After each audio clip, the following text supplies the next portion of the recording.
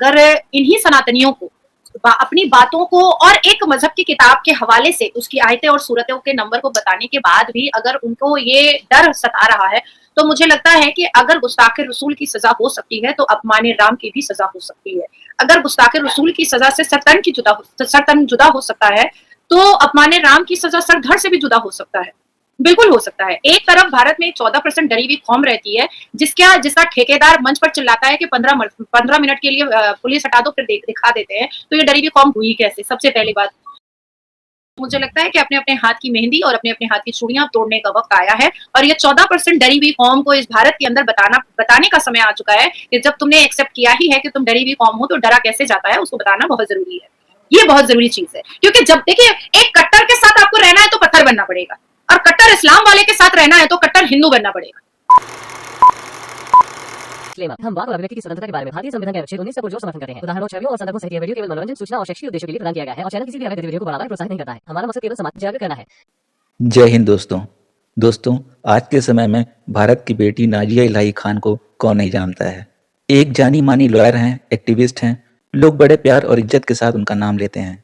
पर उन पर भी एक खास वर्ग अपनी जाहिलियत के चलते उल्टे सीधे लांछन लगाए, उनके साथ सामूहिक दुष्कर्म करने की धमकी दे, तो आप समझ ही सकते हैं ये जाहिल वर्ग उन आम लोगों के साथ क्या करेगा जो उनके खिलाफ खड़ा होगा।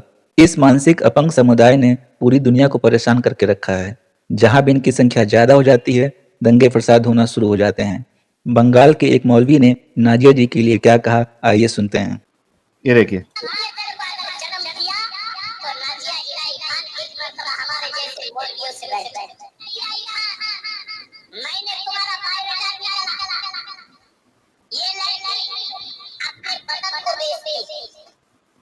ये कितना बेगैरत है। ये है किधर का नाजिया जी?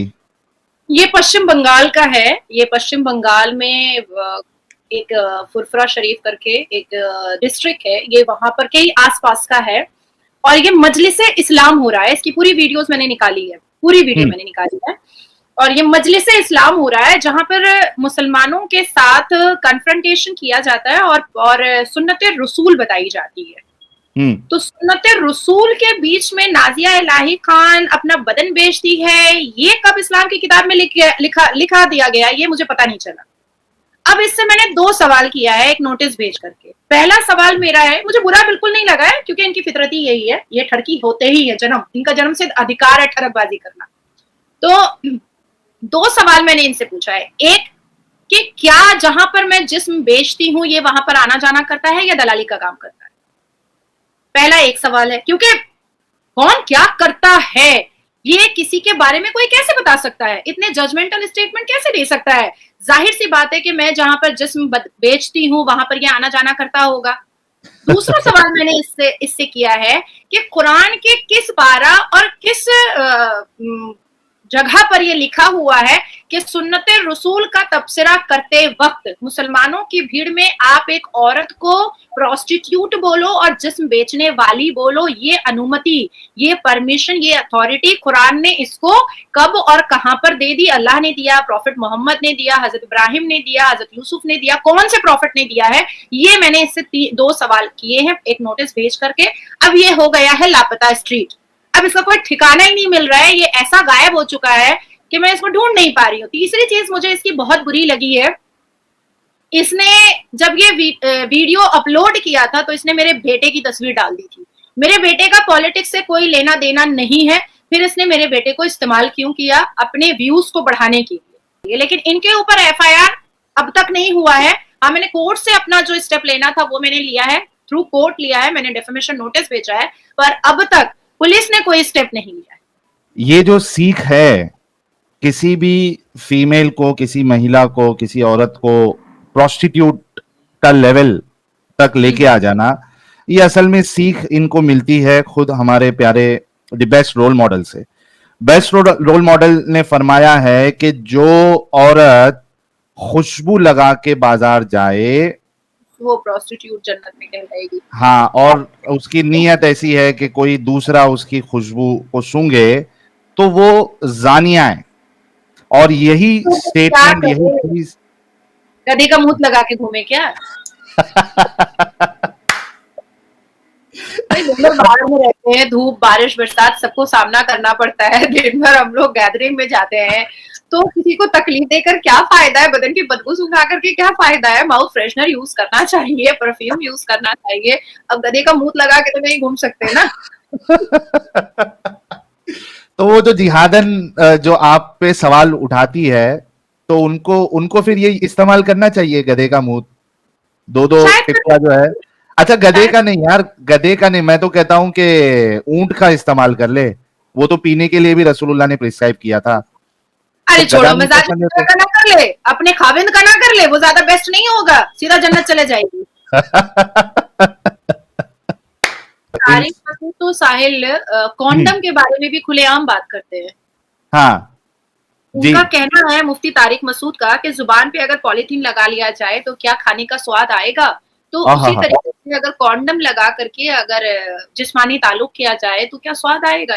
ये मुफ्ती तारिक मसूद कहते हैं। तो तारिक मसूद साहब ने फिर हो सकता है कि इस्तेमाल करके देखा होगा और उनको और सबसे वो अच्छी चीज पता है क्या है साहिल, कि हम जब पाकिस्तान के पाखंडी, पाकिस्तान के जाहिले आजम, पाकिस्तान के गधेड़े मुफ्तियों के बारे में जब हम बात करते हैं ना, तो हमारे भारत के मुसलमानों को बुरा लगता है।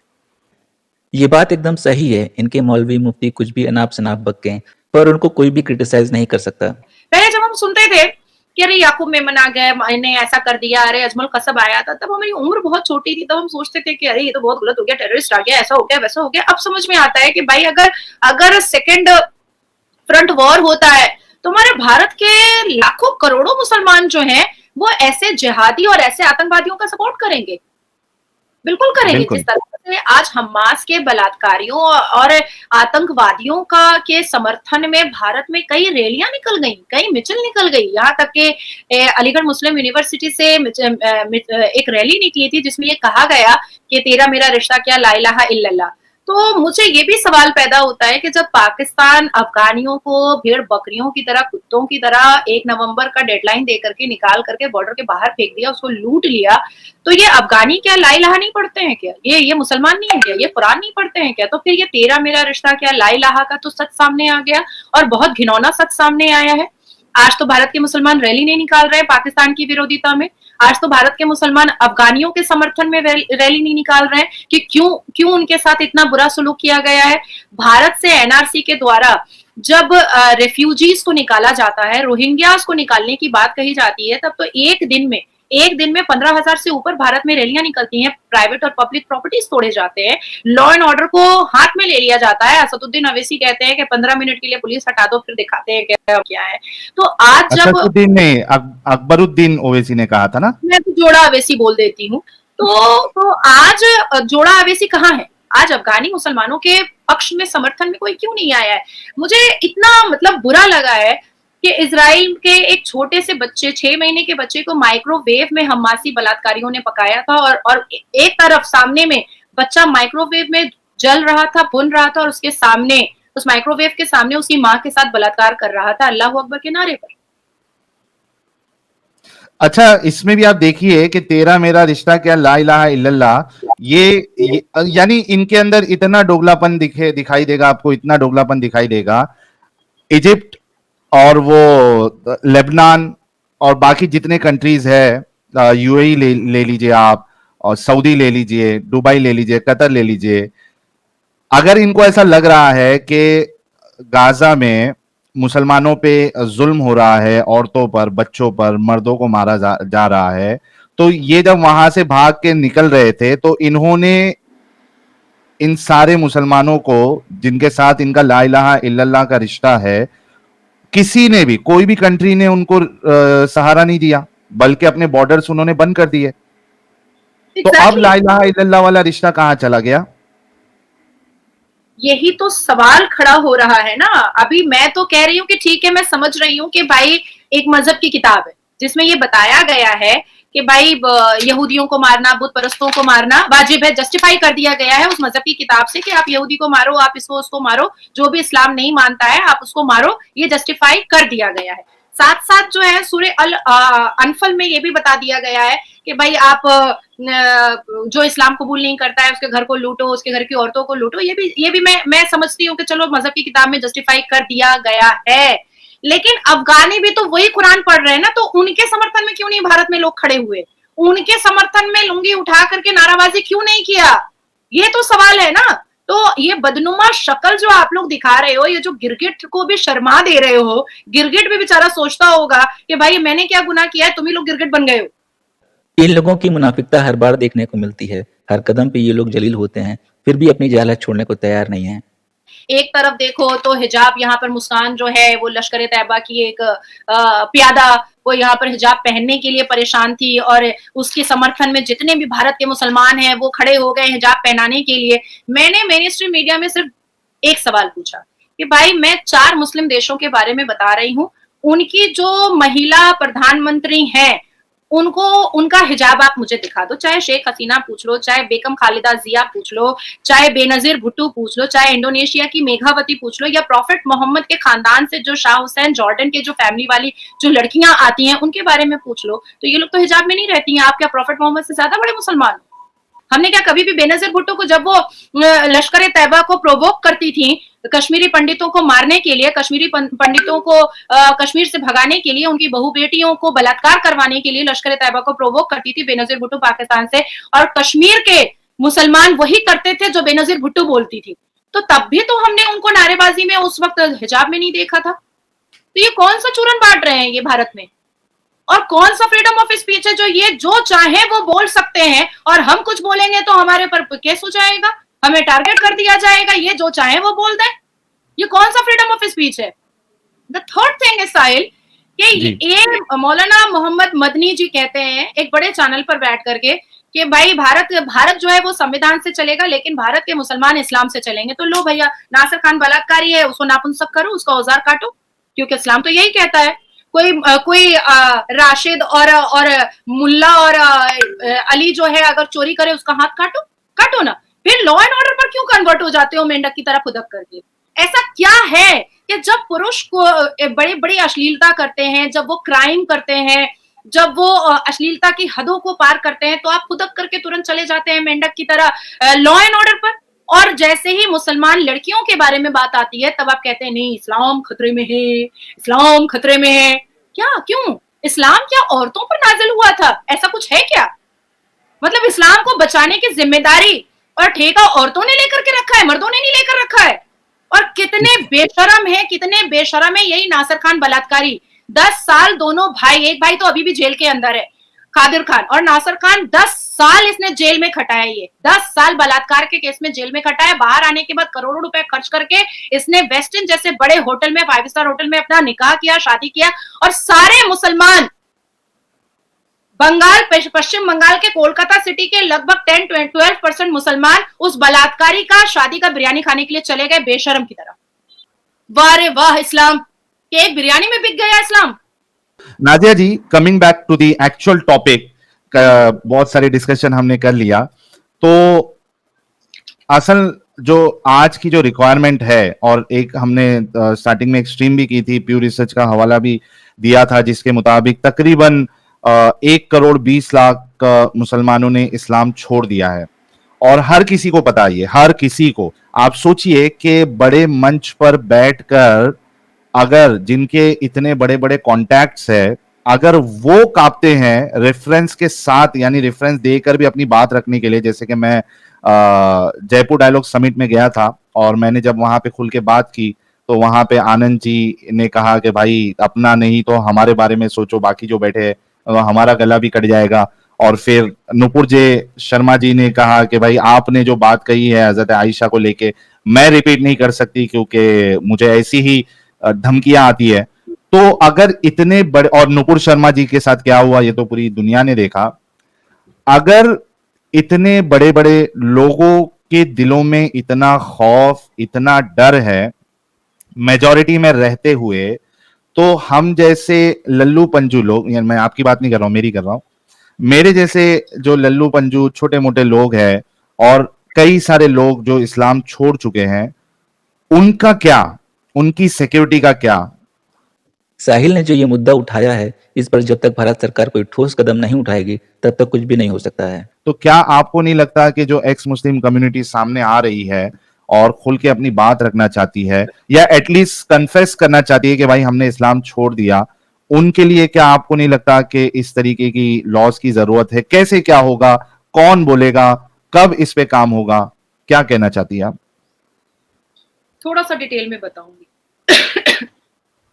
मैं बोल रही थी कि 82.7% सनातनियों के मेजॉरिटी वाले भारत में अगर इन्हीं सनातनियों को अपनी बातों को और एक मजहब की किताब के हवाले से उसकी आयतें और सूरतों के नंबर को बताने के बाद भी अगर उनको ये डर सता रहा है, तो मुझे लगता है कि अगर गुस्ताखे रसूल की सजा हो सकती है तो अपमाने राम की भी सजा हो सकती है। अगर गुस्ताखे रसूल की सजा से सरतन जुदा हो सकता है, तो अपमाने राम की सजा सरधड़ से भी जुदा हो सकता है। बिल्कुल हो सकता है। एक तरफ भारत में 14% डरी हुई कौम रहती है, जिसका ठेकेदार मंच पर चिल्लाता है कि 15 मिनट के लिए पुलिस हटा दो, फिर दिखा देते हैं। तो ये डरी हुई कौम हुई कैसे? सबसे पहली बात। अब बात आती है कि क्या 82.7% सनातनी इस भारत में इस बात को मेरी आवाज के साथ मिलाने को तैयार हैं, तो मैं उनके लिए खड़े हो करके ये नारा लगाने को तैयार हूं कि अपमाने राम की बस एक ही सजा, सरधड़ से जुदा। हम 76 साल से भारत में एक ही चीज सुन रहे हैं कि सनातन धर्म को डिफेम और मलाइंग फ्रीडम ऑफ स्पीच और फ्रीडम ऑफ एक्सप्रेशन के तहत किया जा सकता है, पर अगर एक खास समुदाय और मजहब की किताब की सच्चाई अगर सामने रख दी जा रही है, तो उनको, ऐसे लोगों को हर वो तरीके से डिफेम किया जाता है, थ्रेट किया जाता है कि वो आदमी घर पे छुपने पर मजबूर हो जाता है। तो मुझे लगता है कि अपने अपने हाथ की मेहंदी और अपने अपने हाथ की चूड़ियां तोड़ने का वक्त आया है, और ये 14% डरी हुई कौम को इस भारत के अंदर बताने का समय आ चुका है कि जब तुमने एक्सेप्ट किया ही है कि तुम डरी हुई कौम हो, तो डरा कैसे जाता है उसको बताना बहुत जरूरी है। ये बहुत जरूरी चीज है, क्योंकि जब देखिए, एक कट्टर के साथ आपको रहना है तो पत्थर बनना पड़ेगा, और कट्टर इस्लाम वाले के साथ रहना है तो कट्टर हिंदू बनना पड़ेगा। मैं एक्स मुस्लिम की अभी बात नहीं कर रही हूँ, आपने एक खास लेडी का नाम लिया है, मैं उसके बारे में बात कर रही हूँ, या जो जयपुर डायलॉग्स वाले जिसने आपसे ये बात कही कि कम से कम हमारा तो ख्याल रख लो। तो मुझे ऐसा लगता है कि अगर इस राष्ट्र से हमें संविधान मानने वालों को ही चुनना है, तो हमें फिर डर और भय दिल से निकालना पड़ेगा। हमें ऐलानिया रोड पर यह कहने की हिम्मत पैदा करनी पड़ेगी कि इस भारत में रहने का उसी को हक है जो संविधान मानेगा। दोस्तों, नाजिया जी की इस बात से आप कितना सहमत हैं, कमेंट बॉक्स में लिखकर जरूर बताएं, और हो सके तो अपनी सिटी का नाम भी लिखें। याकूब मेमन के जनाजे की नमाज पढ़ के भारत के मुसलमानों ने यह बताया है बार बार कि वो किसके पक्ष में खड़े हैं। अमेरिका ने जब उसामा बिन लादेन को खत्म किया, तो 370 हटने से पहले कश्मीर में उसामा बिन लादेन के पक्ष में जनाजे की नमाज हुई, तो कश्मीरी मुसलमानों ने ये बात बताया था कि वो किसके पक्ष में। जब आफ्ताब ने श्रद्धा की बोटियां की थी, तब मुसलमानों ने बताया था कि वो किसके पक्ष में है। तो अभी भी अगर यही सोचना है, मानवता के बारे में बात रखनी है, तो लो भैया, तब तो फिर आप 2 डेकेड आपने लड़ा राम मंदिर के लिए, 1 डेकेड आप लड़ रहे हो ज्ञानवापी के लिए। कल को कह देगा कि ये जो भारत है ये तो अरब का ही एक हिस्सा है, यही कह देगा, क्योंकि मौलाना मोहम्मद मदनी ने ये बात कहा है कि इस्लाम जो है वो भारत से स्टार्ट हुआ है। तो मैंने उनको जवाब दिया है कई बार कि जब भारत से स्टार्ट हुआ है तो फिर इतना खर्च कर करके लोग मक्का मदीना क्यों जाते हैं हज वज करने के लिए? फिर तो हमें यही कर लेना चाहिए, और हम किबला की तरफ मुंह करके नमाज क्यों पढ़ते हैं? तो फिर उनके पास कोई जवाब नहीं था। तो थोड़ा सा हम लोगों को अपफ्रंट आना पड़ेगा, बिल्कुल आना पड़ेगा। ये जो लोग कॉन्डम की बात करते हैं कैमरा के सामने, वो तो नहीं मुंह पे मास्क लगाते हैं, वो तो नहीं डरते हैं। मुफ्ती अपने नाम के आगे मुफ्ती लगाते हैं, जबकि कुरान तो कह रहा है कि भाई कोई इस्लामिक प्रीचर कैमरा के सामने नहीं आ सकता। और यही वजह है कि प्रॉफिट मोहम्मद सल्लल्लाहु अलैहि वसल्लम की कोई तस्वीर नहीं है, या किसी भी प्रॉफिट की कोई तस्वीर नहीं है। तो फिर ये मुफ्ती, ये कारी, ये गोलगप्पू मौलाना, ये रसगुल्ला मौलाना, ये पेटला मौलाना, ये लोग कैमरा के सामने अपने 4-4, 5-5 यूट्यूब चैनल बना करके बाप बड़ा ना भैया, मुसलमान मौलाना के लिए सबसे बड़ा रुपया, ये कैसे चलेगा भैया? ये कैसे चलेगा? आप अपनी मर्जी से इस्लाम को ट्विस्ट कर लेते हो, इस्लाम को टर्न कर लेते हो, फ्लेक्सिबल कर लेते हो, और खुद करते हो तो रासलीला होता है, और साहिल करता है तो कैरेक्टर ढीला हो जाता है।